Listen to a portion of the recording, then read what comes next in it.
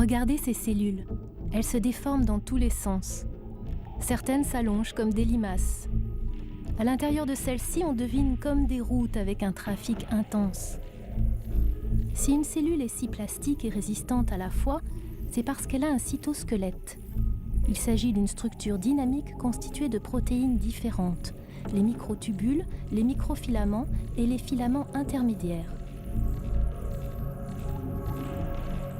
Les microfilaments sont assemblés à partir d'une protéine principale, l'actine, ici colorée en rouge.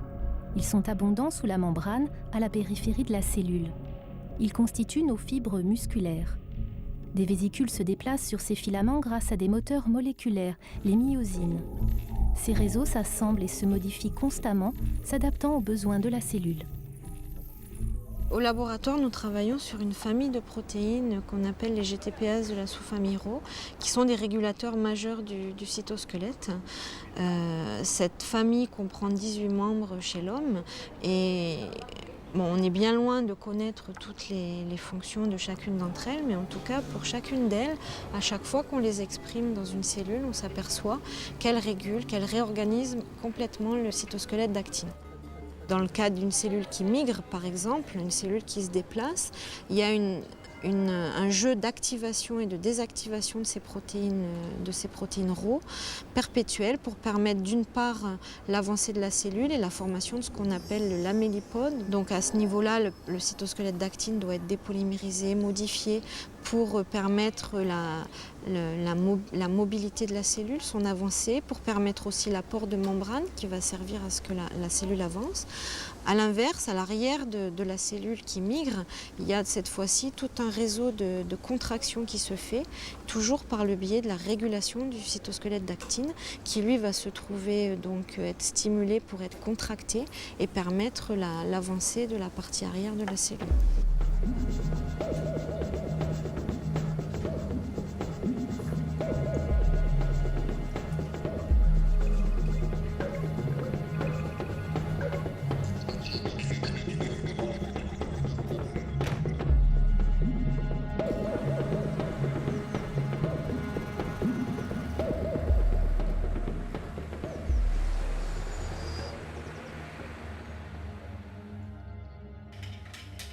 Nous, ce qu'on essaye de comprendre, c'est justement ce cytosquelette.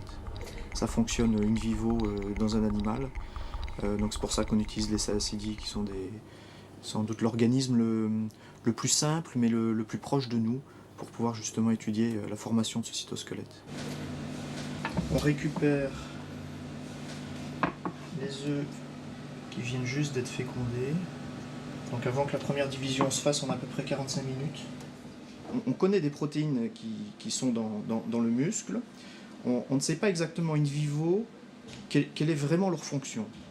Donc le moyen qu'on a, c'est d'aller faire produire une protéine qui est légèrement différente, en fait qui est mutée sur une position, et ce mutant a perdu la fonction de la protéine. C'est-à-dire qu'elle n'est plus capable de faire le travail que la protéine normale fait, mais elle est encore capable d'aller se coller à tous les activateurs de la protéine. Et demain, dans à peu près 18 heures, on va pouvoir aller récupérer ces embryons pour pouvoir les analyser par microscopie et regarder si effectivement il y a une absence de fibres de contraction. C'est ça qu'on est en train d'analyser.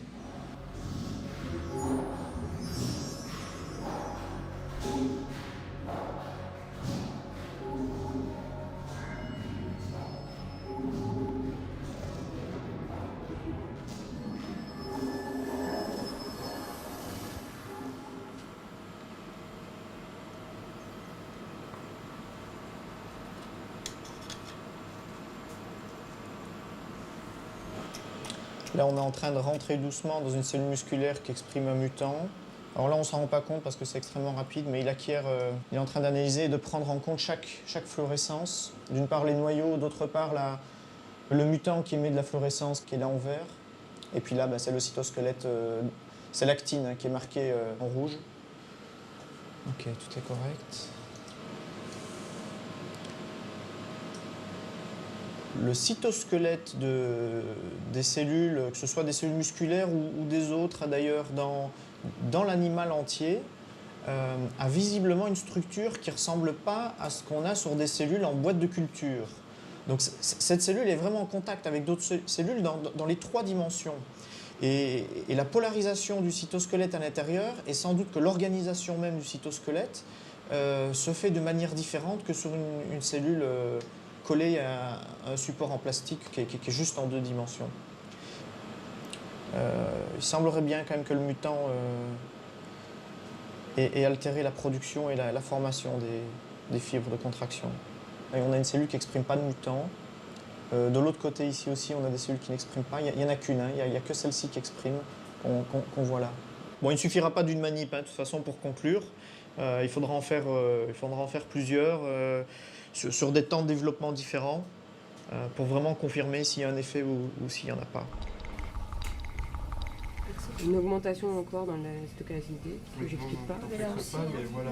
Ouais, là aussi, ouais, pas énorme, mais et la dernière fois, je me souviens plus si c'était P100. Je crois que c'était la bêta aussi qui augmentait dans les cytosés. Mais là, du coup, tu as pris tes échantillons, tu as dispatché en 2 et tu réécris. Ouais, mais en fait, ça fait pas beaucoup parce que du coup, j'ai fait. Ouais, ça fait 250 microgrammes et pour la P120, je pense que c'est limite. Je sais pas si c'est sur un temps. On a une queue qui a vraiment une courbure très forte. On voit qu'il y a un certain nombre de cellules musculaires qui expriment le mutant. Toutes les cellules musculaires qui expriment le mutant sont du même côté de la corde, donc c'est ce qui fait qu'on a la courbure. Dès qu'on commence à aller toucher l'organisation de ce cytosquelette, on commence à avoir des défauts, soit des défauts de jonction, soit, comme je l'avais montré, des défauts de formation de fibres de contraction. Et on voit d'ailleurs que les larves, une fois qu'elles sont totalement développées, ont vraiment cette queue en forme un peu de tire-bouchon. Il existe aussi des pathologies du muscle, en particulier donc une pathologie qui est très très peu connue, qui est le rhabdomyosarcome, c'est-à-dire formation de tumeurs au niveau musculaire. Existe donc, c'est une pathologie de l'enfant qui est très peu répandue, mais qui fait manifestement appel à une dérégulation du mécanisme de développement musculaire. Donc des perturbations au cours de cette série d'événements qui doit se produire de façon ordonnée dans le temps va conduire la cellule vers un phénotype transformé.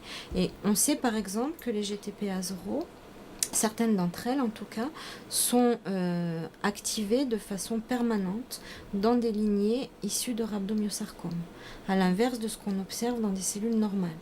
Donc là, on essaye de comprendre quel va être l'effet de l'activation permanente de ces GTPase Rho sur le développement tumoral de ces cellules.